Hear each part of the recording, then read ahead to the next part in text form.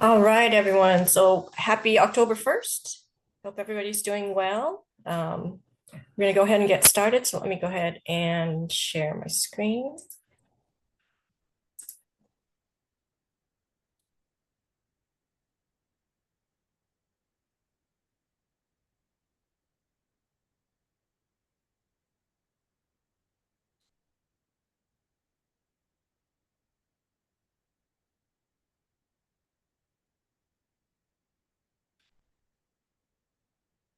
Okay.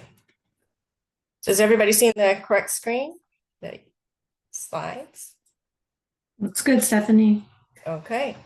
All right. So as usual, please type your name and agency into the chat box. And if you have not registered for this meeting, please go to California Adult Ed Professional Development to register for the meeting. Okay.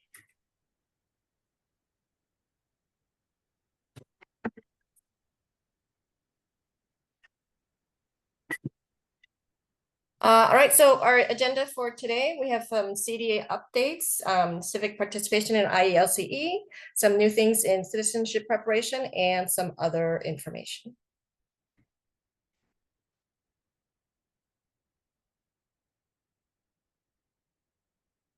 Oops. Oh, sorry.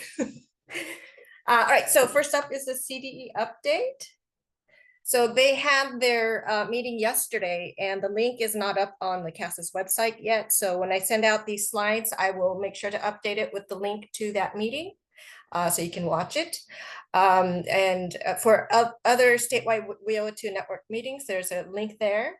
And to register, the California Adult Ed Training.org.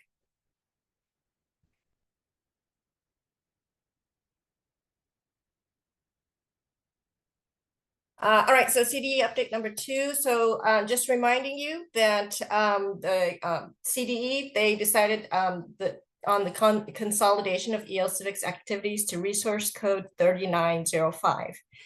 So we mentioned this in the August meeting, but beginning July 1st, 2025, the AEO has consolidated all IELCE program activities under Section 231. So Section 243 will focus strictly on the IELCE with IET, the training component. So that's very important. So agencies will see that the payment points from RC 3926 have been shifted and combined with RC 3095. Excuse me, on their preliminary award notification and again. So agencies must be operating a qualifying IET program under RC 3926 to receive 243 funding, the IELCE funding, as required by federal statute. All right, so talking more about funding, remember that IET is a service delivery model that provides adult education activities concurrently and contextually with workforce prep activities and workforce training. So the key here is concurrently and contextually. Means that within the overall scope of the IELCE program, adult education, workforce preparation, and workforce training activities must be of sufficient intensity and quality based on the most rigorous research available, use occupationally relevant instructional materials, and occur simultaneously. So this part is the concurrently, occurring at the same time. All right, so more about the funding. So just to remind you that CDE put out this IET at a glance guide. And so the two things that are important under the workforce training courses, you need to have an industry recognized training certificate for your program. So that's shortened to IRTC. And on the IET at a glance guide, you'll see the list of the different types.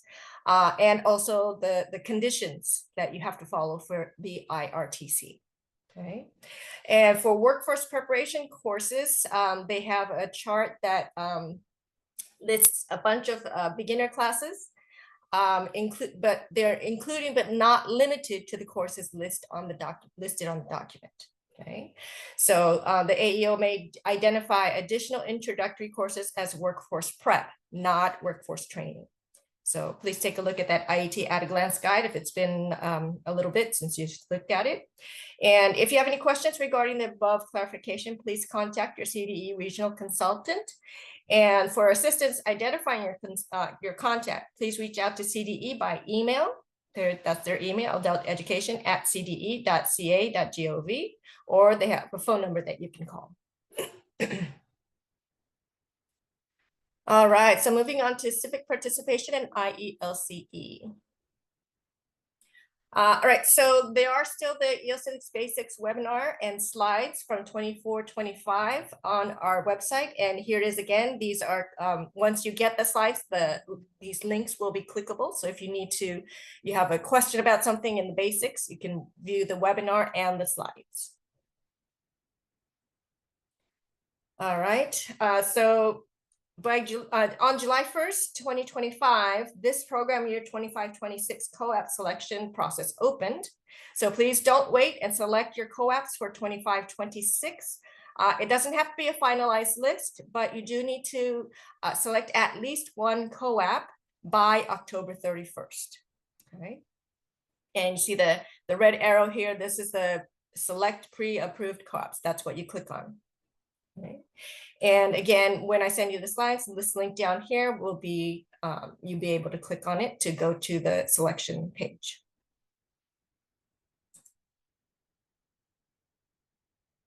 All right, so the first time you enter the CASAS website to make your selections, you'll see the previous year's selection.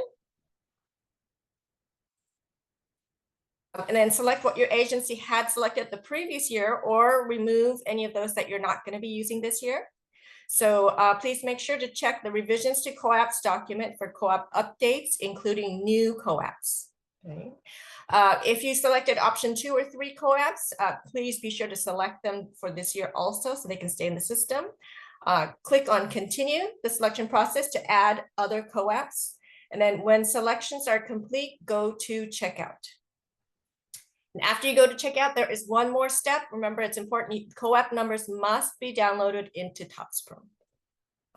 There's always a few people who forget to do that and they can't find it in the system. So don't forget to download into TOPS-Pro. All right, so the revisions document, this is a link to it. The above link is describes revisions made to 24-25 co-ops for this 25-26 program year. And so this is just a legend. Revisions that change the nature of the co-op, for example, by revising a passing score, are in bold. So these revisions must be made by all agencies for the 25-26 program year. New co-ops are also in bold, and changes made during 25-26 will be listed in green. Okay, so whenever you're working on your co-ops, please check that list to make sure that you have the latest information. If there's a dash, the co-ops were reviewed, but no changes or only minor language changes were made. And then the last thing here that's important, note that all civic objectives are section 231 funded. Those marked with the, what do you call it, the sword icon, are also 243 funded. Okay, so we have our revisions to co-op. We added for CO 14, we revised it to include personal goals. So we added a language and literacy objective, number 6 here, identify a career or personal goal and determine everything else. So that means for co-op 14.5, we revised it to include personal goals, and also we included beginning low as being able to do this co-op. So that's new, revised. All right, more revisions to 25.3, task 2, level delineation of tasks and rubric, change in the rating scale. Okay, so please pay attention to the rating scale if you're using 25.3. 36.4, the rating scale was updated to beginning low as 20 points for passing. 36.5, we changed the rating score for beginning low to 10 and beginning high to 19. 42.4, task 2 revision, the report will include up to 4 elements. So we delineated the which levels have to do how many. So 4 elements, that's only for intermediate high to advanced. So beginning high is 2, intermediate low is 3, and then the intermediate high and advanced is 4. Okay. And then the rating scale was updated to beginning high is 18 points to pass, and intermediate low is 26 to pass. Okay. So those passing scores you need to pay attention to because they were changed. And the last one here, 50.4. The passing scores were changed to the following because the originals were incorrect. So total points possible is 51. And for advanced to pass, they need 45 points. Intermediate high, they need 36 points. Intermediate low needs 28 points. Beginning high, 22 points. And beginning low, 17 points. All right, so new EL Civics co-op. So we have 8.7 community needs and complaints, 19.1 immigrant rights. So there's new wording to make it clearer. So the role play will include a greeting and closing. So the greeting and closing counts as an element, and then up to 9 interactions. So 9 plus 2, that's why this one is 11 points, 11 items, excuse me. 11 items for 22 points total. Okay. Another new one is 19.9, again, another one with immigrant rights, and 48.6, the AI co-op with additional workplace verbiage. Okay. All right, and so don't forget about the EL Civics Exchange. We have 20 sets of materials available for you to peruse, to look through, adapt, to use, give you ideas. So please take a look if you're wondering what kinds of things other agencies are doing. Okay, and again, when you get the slides, the ELCivics otan.us link will be clickable. And these are the materials available on the EL Civics Exchange. The newest one is highlighted here in gray, 3.3, to include also intermediate low and advanced. Originally, it was only for beginning low to beginning high, but we added this one for intermediate low and to advanced.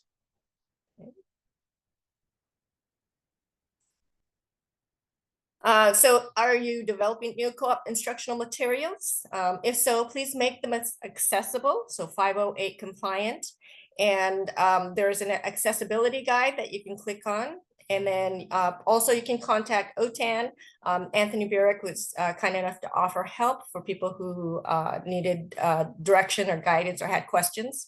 I myself had a question recently about how do I cite AI generated image? So it was very helpful with that. So, and then when you're sure it's compliant, please submit them to the EL Civics Exchange. All right, Portia, you're up. Thanks, Stephanie. Okay, so I'm going to talk in general about the citizenship preparation, CIT, and government history, and then just a little bit about some changes to citizenship. And I see Jennifer is here. Jennifer, I may be asking for your expertise. You know so much more than pretty much anybody about citizenship, but let's go on to the next slide. Next slide, Stephanie. Sorry. That's okay.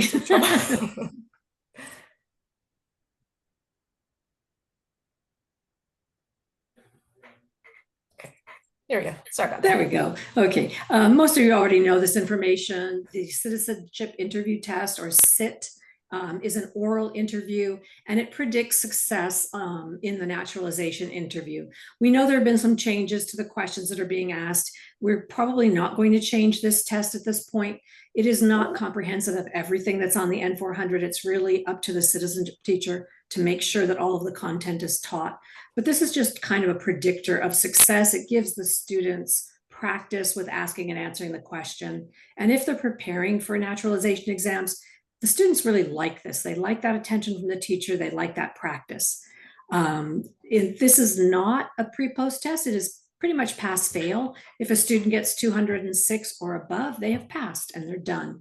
If they get a lower test, there are 2 versions of the test, 973, 974. You can give them some additional instruction and test them again. Next one. Okay, in order to offer the SIT, you must have at least one SIT certified examiner. Only SIT certified examiners can administer the SIT. And in order to become certified, you can order online training, and there is a little video on the Citizenship YouTube channel, and there's a link there. The enrollment can be a little glitchy sometimes. We also sometimes have some issues with the system. So if you enroll and you don't get notification, please send an email to sit@casas.org and we will help you immediately. So the preparation for this test is about 4 to 6 hours to go through the training and the 3 parts of it. It opens in July and closes April 30th. And then the next one. You have to recertify annually between January and April. This is to make sure that you are not drifting in your scoring, that you're continuing to score consistently. You do earn payment points with this test, so it's important that everybody be consistent in their scoring. The training closes on April 30th, and you get notification usually December or January if you need to recertify.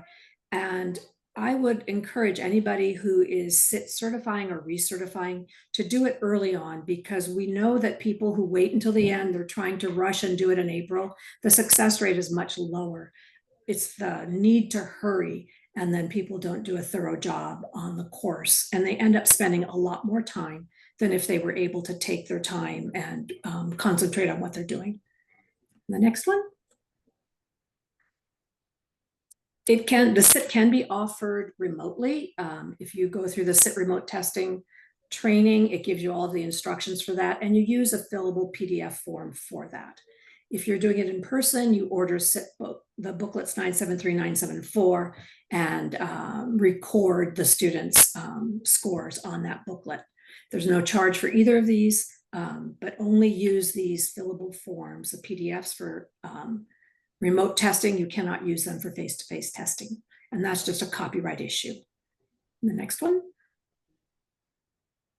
The government history is the other test, and this one's based on the 100 questions for government and history. We know that these questions are now 128 questions. CASAS is looking at these changes and will update these tests as needed. So CASAS is beginning to look at these. It can be given remotely through a flash drive, and all of that information is on the California remote testing page. This one is also not a pre-post test. A student passes with a score of 206 or above. If they don't pass the first time, you can give them additional instruction and then test them again. And the next one. As for all payment points, in order to earn a payment point, students need to have a pre-post test pair. Usually that would be STEPS for ESL students, and then they need to be same test series, same modality. So no listening to reading or reading to listening, has to be one modality. And the next one. Okay, so there have been some changes to the USCIS exam. It is now, the government history portion of that is now 128 questions, and the candidates need to answer 12 of 20 correctly. The 65-20 exemption still remains, so if somebody is 65 years or older and has been here at least 20 years, their requirements are reduced. Bill Bliss has been on top of all of this, and he has 2 documents that he posted. The links are here, and they compare the 2 versions of the 100 questions, the 2008 with the 2025. And Stephanie, can you click on that little bit.ly link just so people can see what that is?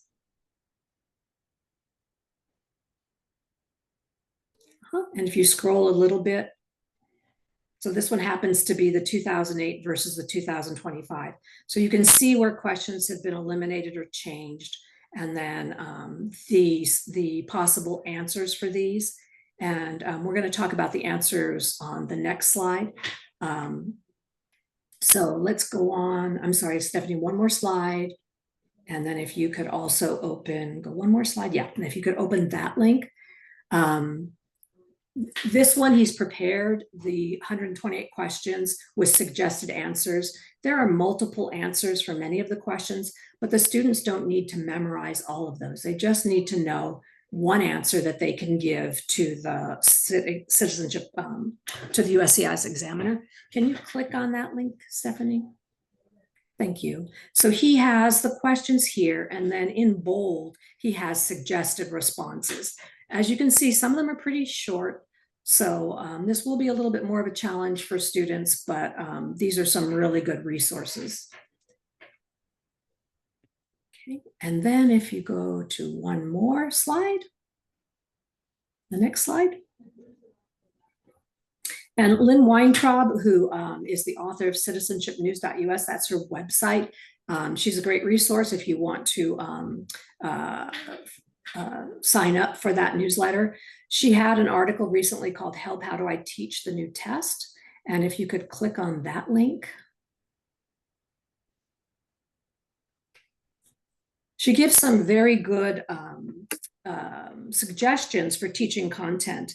And one of the things that she's done is kind of group questions that have the same or similar answers. So if you're a citizenship teacher, you might want to read through this and look at her suggestions. Makes it much, it's a very logical way to study. And the other thing that she's done, she has a book called, it's a series called Passing the Test. And she's putting out a page-by-page look at that, what has changed, what is or is not still useful to teach for the new test.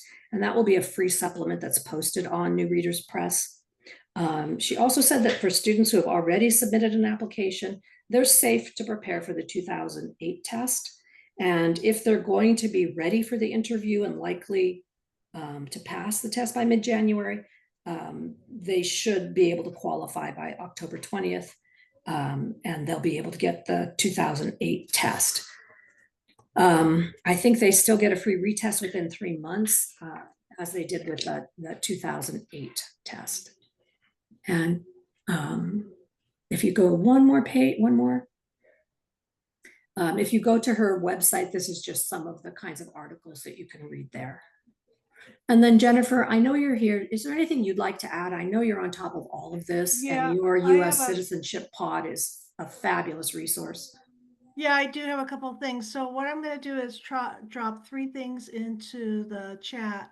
The first one is basically resources. So I have more resources from Bill Bliss, including some updated pages from VOA, from Voices of Freedom.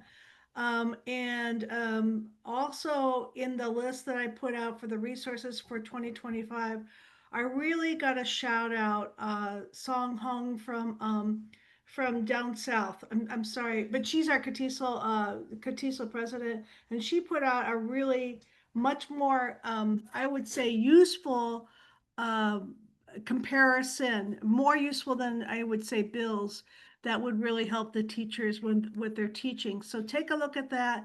Take a look at the document from Sean Chakrabarty, who was formerly with USCIS, who makes a suggestion how to incorporate it into curriculum. So he has a plan for an 8-week and I think a 14-week curriculum.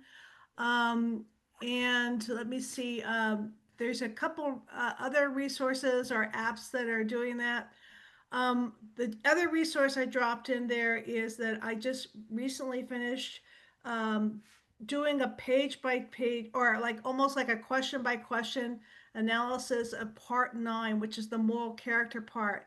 So I included rephrasing and definitions in there, and also graphics and graphic quizzes for your lower level students. And the third thing I put in there, let me take a look. The third thing I put in there was TESOL is now hosting a ESL Civics and Naturalization Professional Learning Network. So I believe as many of us are members of CATISL, we're also members of TESOL. I'm not exactly sure how that works, but I really encourage you to join there. And people are talking about the citizenship test. They're posting first crack at the new information that's coming out there, and just welcome. So, and we're going to be presenting at CATISL in Hayward, so that'll be something to really look forward to. That's it. Thanks, Jennifer. We appreciate all of that so much. And then Mhm. one other resource that's in the slides, you'll have links, is that USA Hello is providing these translations of the new Yeah, I questions put in a that, one-line. yeah, that is posted in one of my other resources too.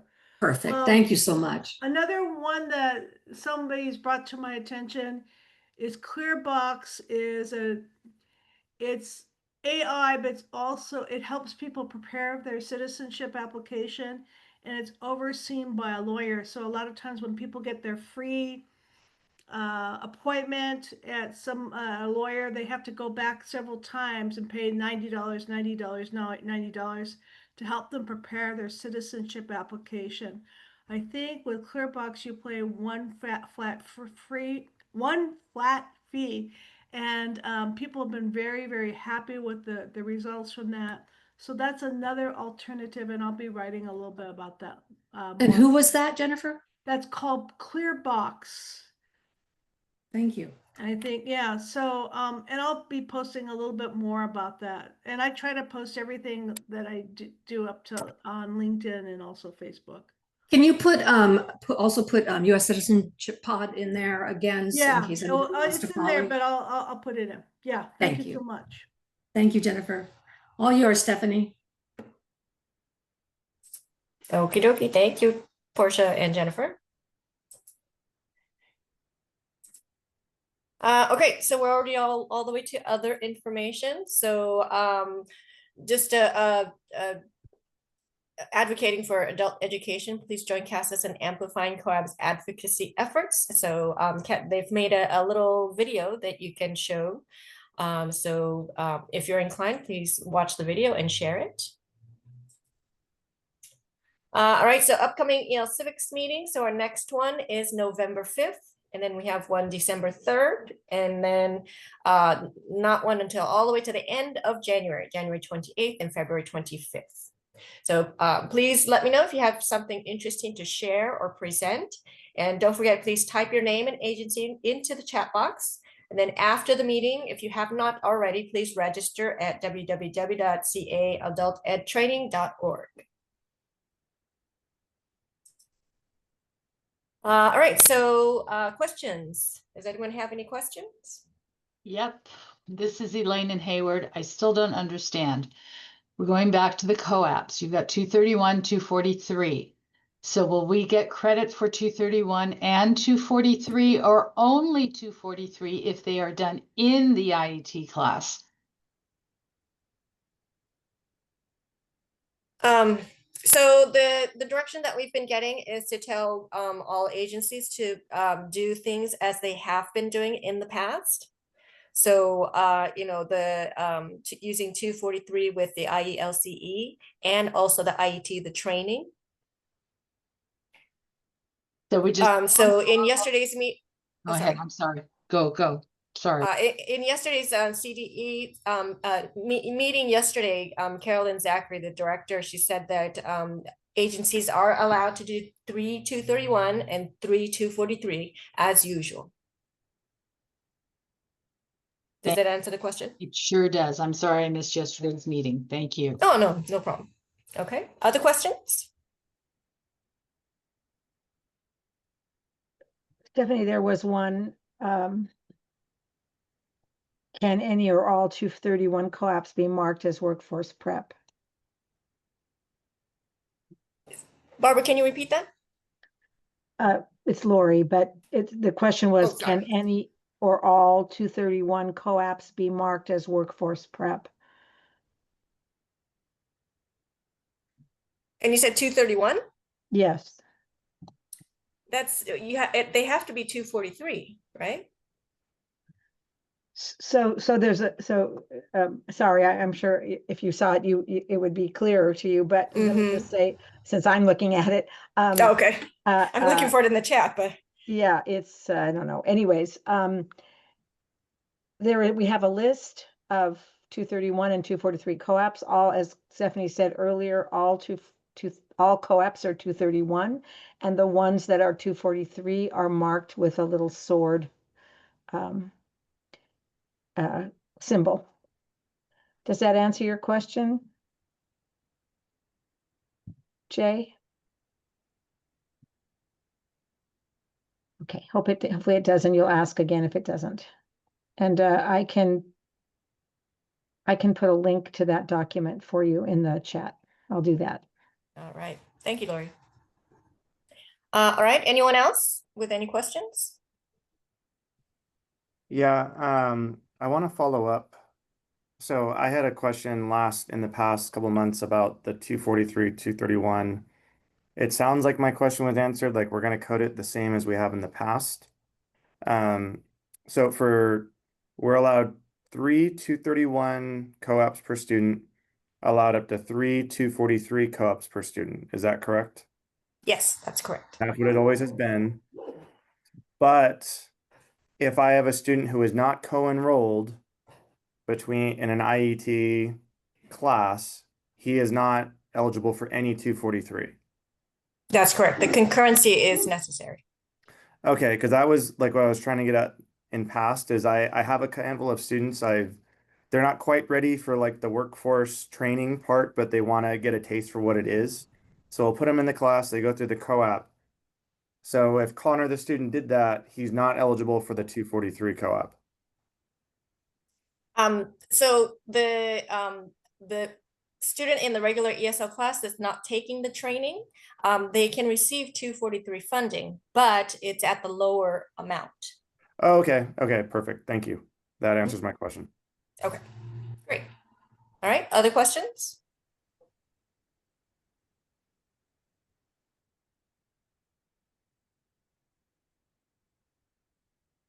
There's a question in the chat, Stephanie. Okay, I'm having trouble getting to the chat. I don't know why. Is there a difference between workforce readiness and workforce preparation? Can 231 be marked as workforce readiness?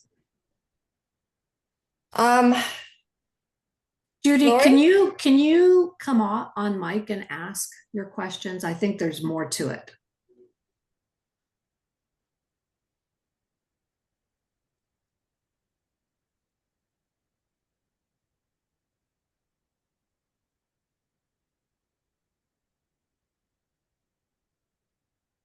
Maybe she can't come on mic, Stephanie. Sorry. Okay, who was it that asked? Judy Schmidt. Okay. So it says, is there a difference between sorry, I was looking for the link, so I didn't listen. Is there a difference between workforce readiness and workforce prep? I mean, it wouldn't qualify as a part of the IELCE IET program. Right. No So workforce 231. readiness and workforce readiness is just another name. The official name is workforce preparation. That's one of the 3 components that needs to be in an IET, IELCE program. So it needs to be called workforce preparation. And if you're doing a co-op in that class, you would want to mark it as 243. As Stephanie said, a student who was co-enrolled in IET would, if they passed the co-op, would get the payment point at the higher level, and one enrolled in the same class who wasn't enrolled in IET would get the 243 payment point at the lower level. As Carolyn has told us, we're going along as if it was 24-25. So whatever you did in 24-25, the payment points that you got then, it's my understanding that as of now, you will get the same thing. You should just follow along as you have done in the past. And Diana is here. Did you want to say anything different, Diana? Or yeah, I see a question. I know that it's confusing. And Carolyn tried to explain it in the meeting yesterday, but we still had several questions about it. The question here from Marin is the initial GAN IET funding seems very small, dollar for payment point, than in the past. So what happened is that this has been the most confusing year. I think you would all agree. In May, we received notification of what our funding would be, but it didn't include 243 funding. So at that time, and all of you know, this is a reimbursement grant. At that time, our fiscal analysts started looking at the amount of funding that was in carryover. Well, it's not really carryover, it's unspent funds that weren't asked for reimbursement from the last year. So that small amount was what was being processed to fund 243 when we thought we weren't going to get any 243 funding. So that initial amount that was just announced last week is at $138 per co-op, per pay point, I should say. And then now, at the end of July, we did receive 243 funding. And so that amount is being analyzed based on the number of pay points in the IET 243 section. And then that will be released soon with the GAN. It'll be an updated amount. And it's estimated that those pay points will be over $1,000 and possibly as high as $1,200. And again, it's only for those with IET training. So what they've decided to do is not release the GAN possibly until mid or later in October. You will receive one GAN that will have all of the corrected amounts. And there will also be a slight increase under 231 for those with employment and earnings survey positive outcomes. So there's another question. Do we have two payments for 243 co-ops? And I don't understand that question. Well, Stephanie just said 3 for 231 and 3 243. I assume that's just a clarification. I think Right. the two payments is the payments at the different levels. I think they're So- speaking about the value. Oh, the value. Yeah, the dollar amount. So without the training is the lower amount, 243, and with the training is a higher amount for 243. Right, but if you don't have training, those co-ops will be reverted to the 231. Which is the same as the 243 without training. And as Stephanie and Lori have mentioned, there are a lot of, I'm going to say restrictions, adjustments, and you really need to look at that IET at a glance document. And if you have any questions about your program, contact your CDE specialist now, sooner rather than later, to make sure that you're going along the right path to make sure your program is 243 compliant. Okay, other questions? Let's see. I think we answered. I'm sorry, I'm asking one more question. The last Sure. comment, if you had an approved plan or report, shouldn't that mean you're compliant? If you continue to do exactly what you did last year? Sounds like you should, but if you still have more of these questions, I just want to make sure that you check all the boxes. Got it. Okay, thank you. You're welcome. All right, any others?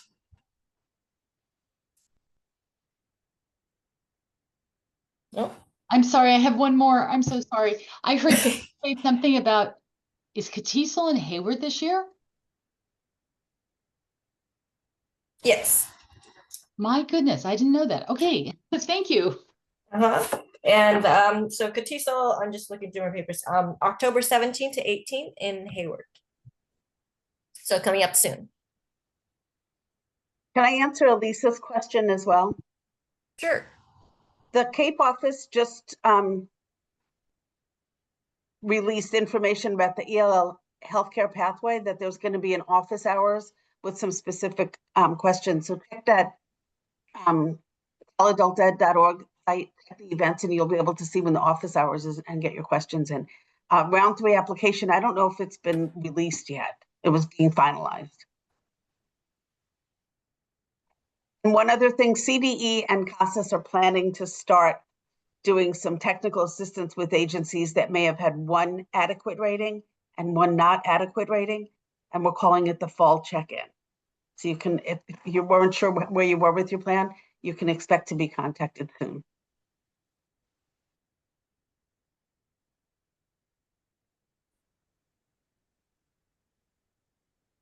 All right, so there's a question in the chat that says, we offer a pre-IELCE course for ESL students wanting to enter our IELCE program, but aren't quite ready. It's like a vessel class. I assume we would code that as 231 going forward. Yes?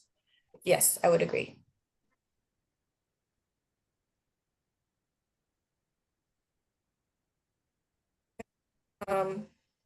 Did I miss any other questions in the chat?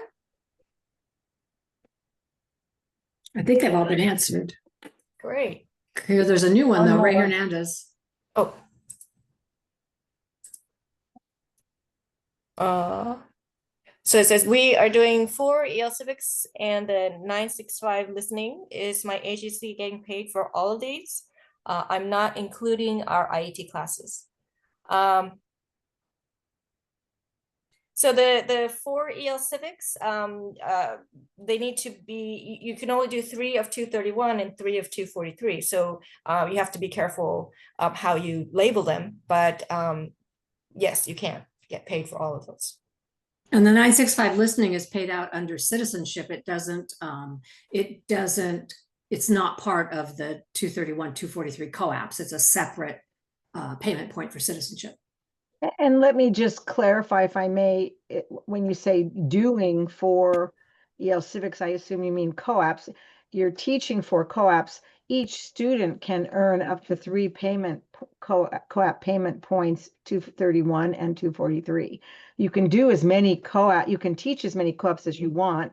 Each student can earn up to 3 231 payment points and 3 243. So you need to get that clear.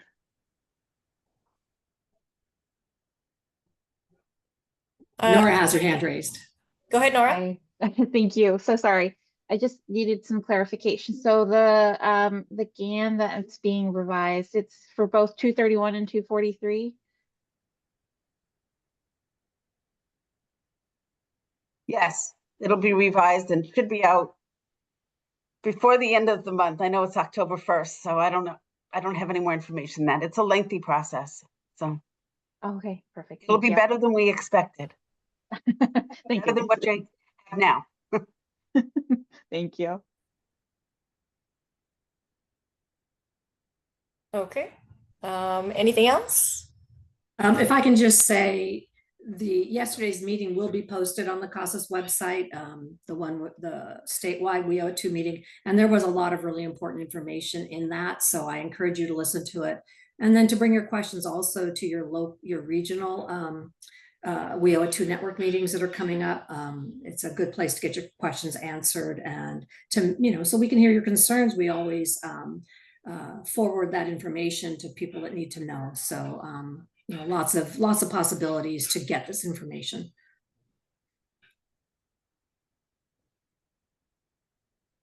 Okay. So any last minute questions?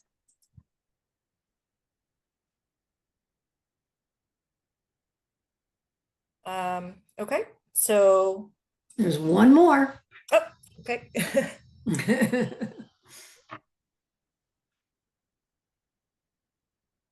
It's about ELL pathways money. I'm sorry, everyone. I just got a new laptop on Friday and it's just wreaking havoc. Can I just ask the question? Sure, go ahead. So if we got EL pathways, so we use our IELCE money for our clinical medical assisting program. Students are in the ESL class concurrent to the CMA class. We're starting another one with dental assisting with an ESL concurrent enrollment, but it's being paid out of the pathways money. Can we still code it as 243 even though it's not WIOA funded? The dental one is not 243 funded? Well, not right now, because right now it's just open to anybody, but we're going to start like a co-enrolled ESL partner, basically an ESL class that supports the ESL students in the dental assisting program concurrently. Right now, we don't have that, but we're going to start that so that they can have ESL support while in the dental assisting program. But we're paying for it with pathways money, not WIOA money. I just didn't know if WIOA money or we have coding, the 243 coding can only be used for courses that are being paid for with WIOA money, or does it just apply to the kind of program it is, not regardless of the funding? I posted in the chat the date for the healthcare pathways open office hours, and I would suggest that you attend that. I'm not really sure how to answer that question because WIOA funding, like I said, is reimbursable. And so I'm not sure exactly what you would be claiming. Okay, thanks. I mean, there's 2 different parts of it. So come to the healthcare pathways. That's a more appropriate discussion for that. Thank you. And can I get that too? Because we have a similar question. I feel like it's double dipping if we're using both the pathways money and WIOA funding. So I don't know, but Oh, no, we're not double dipping because we're not using any WIOA funding for any of the program I just right, talked about. right, and neither are we. So I have the same question as you do, like, because I feel like if I code it then it might get funded. Anyways, yeah, I'll go to the meeting and maybe learn more. Thanks, Diana. And I'll prep the team so that we'll be better prepared to answer that. There's two different sides of it, and I don't want to take up a lot of time in this meeting, but are you asking to submit something on the ECR? The answer would be no, but are you going to claim it as an achievement? That's what we want to find out. How is that reported? Okay. Other questions? Anyone else?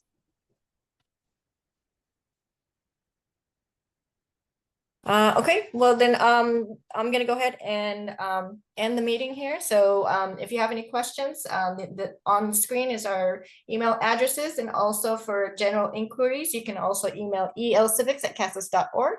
And thank you for attending today. And we'll stay on for a little bit after I stop the recording. Just maybe there's someone who's shy, doesn't want to be on record asking the question. So let's see. Here we go.